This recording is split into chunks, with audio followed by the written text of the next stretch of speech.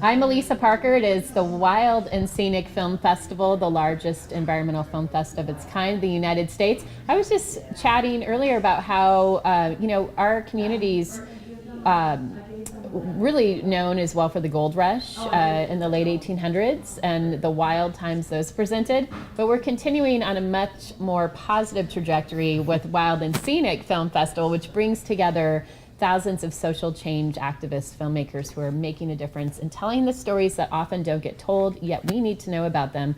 I'm excited to have Sarah with us and Jerry and Terry. Sarah has two films here. There is the I was so close, Sarah. Mirmivator. About an ultra runner who runs like 50 miles. Yeah. Does she do that a day? Not a day, but no, Okay. she's training for those races every day. Okay. And then Sarah, you talked about last night. She kind of inspired you to be a runner. Yeah, definitely. I've been trying to get more into it. Yeah. Okay, we'll talk about that in a minute. And then the other film is a Steelhead Quest, which Jerry and Terry are featured in that film. So welcome, first of all, to Wild and Scenic. Thank you. It's good to have you here. Where are you guys based at? We're from North Fork, Idaho. North Fork, Idaho. Is this your first time in Nevada City? Yes. Okay. So lots of great rivers Yes. up there? Yeah. All right. So tell us about the film, Steelhead Quest, and how Jerry and Terry are incorporated in this. Yeah, well, I've known Terry and Jerry for a number of years now, and I had been following along on Terry's quest in 2015. She was trying to catch a wild steelhead on a different Northwest river every month of the year on a fly fishing. And I'd been following along in 2015 thinking, gosh, I wish Terry had asked me to tag along and make a movie about this. And little did I know you were spending that year thinking, oh, I wish Sarah had asked me to make a movie or asked if she could make a movie. And so we hooked up in 2016 as Terry was trying to get the 2 remaining months that she didn't get in 2015. And so that's where our film starts, is her trying to finish up her quest. Wow, where does this even begin, Terry? Like your own motivation around this? Probably from kind of a life just outside with a big family that grew up on rivers and fishing. So it was an easy place for me to go. I've always been happy on rivers, and when I have a rod in my hand, it's a great place to be. The spey rods have really been a fun way to catch anadromous fish, and I don't know, it's just my happiest place is on rivers. So to make a quest out of it was perfect. And so how did that transfer then to your quest with catching a wild steelhead? And right, because to catch every single month?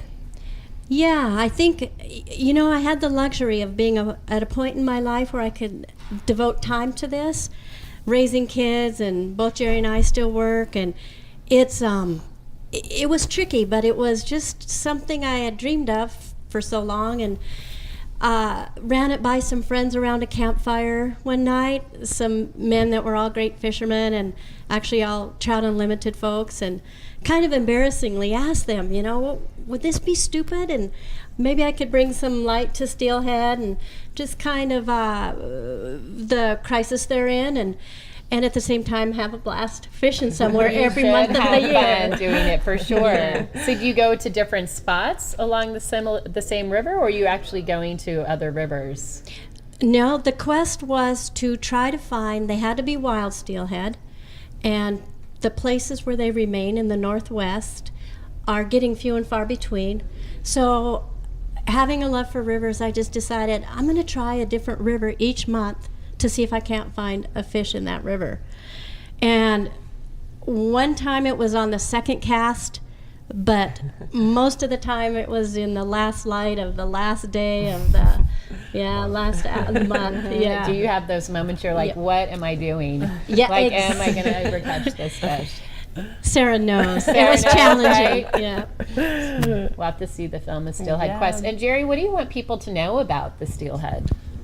Well, they're such a incredibly strong animal, yet we're losing them throughout the Northwest. So I think this film says, hey, we really care about this animal, and that old couples can still have fun together, and And also, when we first talked to Sarah about it, we go, we want our family, like our grandkids and great-grandkids, to know how much fun we had if they don't have the opportunity to do that with us. That's pretty cool. So what's your secret? The secret is I do what I'm told. Wow. Okay. There you go. Would you agree with that then, Terry? Is that the truth? There you go. That's spoken from a wise man. Yeah. Really, you want me to expound on that? The secret is probably just to use a lot of humor and maybe embrace the differences. We're very different, but I think you pick somebody that complements what you, and to not fight it and just go with it at times. Right. Yeah. And also having this commonality, right, for just in fishing together as well. We started guiding together actually in college, river guides. Yeah. And then we found a love for each other, and the love for rivers was already there, and the love for fishing, and we always kind of kidded each other that I taught her to cook, she taught me to fish. That's cool. So that's something always to go back to. Look at Sarah's learning new things about this as well. Yeah, spending time with these guys, they're the real deal. It was really eye-opening for me, just thinking about relationship I'm in. I've learned a lot from these two, and the support that they have for each other and the love they have for each other. I end up explaining this film, which at the end of the day has a lot of conservation undertones. I mean, that's the point of it. I was going to ask you about that, as far as what you want us to be aware of and solutions and actions to take, because like you said, they are disappearing. Yeah. I think it is also the love story between the two of them as well as for the species, and I think which is what I learned a lot about. If you guys want to expand on that at all. Not your love story, but Tell us more about your love story. I can't go into any detail on that, but we're at a crux in the Northwest with either continuing to try to save these wonderful fish throughout the Northwest, but their numbers are declining, and we're spending a lot of money, and sometimes that money's not spent very effectively.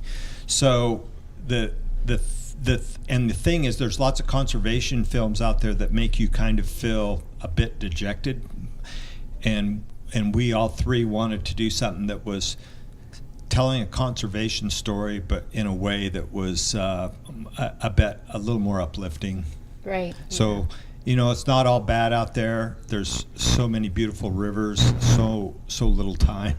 Right. Yeah. And as human beings, we're here to experience and have this, to have this human experience. Yeah. And what better way to really be integrated and connected to the land and the wild in which we live and are around. And I'm excited to go see it now, Sarah. I'm going to hear about and your personal story and around your own relationship around that too. It's a great way to showcase this too. Yeah. Mirmivator. Tell us real quick. I'm gonna see you all around town. I'm gonna have to meet her now at some point. I know. Where does she live? She's down in Raven Gap, Georgia. She's the runner. Yep, Mirna Valerio, and she's a New Yorker at heart. Grew up in Brooklyn and is living down in Georgia now. And she's a hoot. She's in her 40s and she'll probably be angry I just said that live, but she's been running since she was, I think, 13. She's been running her whole life, and this is so ingrained in who she is. She's hilarious. I mean, she just has the biggest heart, everything about her. I mean, I feel lucky at what I got to spend 2017 working on between following Terry and Jerry around and then getting to hang with Mirna. I don't know how I lucked out so much. Mirmivator. Mirmivator. These people are these are the stories of our lives. Like that, the films here that we have an opportunity to see and screen here at Wild and Scenic are so important, and the stories we don't often hear, but they are around the essence of who we are and the essence of our wild and the land, and they are so important. And if it's just picking one thing, and if that is the steelhead, then go do that, right? If you're an ultra runner or if you're a filmmaker, then go do that and do the best that you can. That's a good way to put it. Yeah. Thank you so much. Thank you. Jerry, Terry, and Sarah for being here. The two films, go catch them. And when are they screening again? We've got our first one at 1:30, just at the Nevada Theater, and then another one at 4, maybe in Grass Valley. And then the Mirmivator is tonight at 8 and tomorrow at 9:30. Great. You guys are going to have to go to catch the Yuba. Go to Yeah. the Yuba River Yeah. and check it out. Yeah. Yeah. All right. I'm Elisa Parker. It's the Wild and Scenic Film Festival. Thanks so much for being with us, and we'll be right back.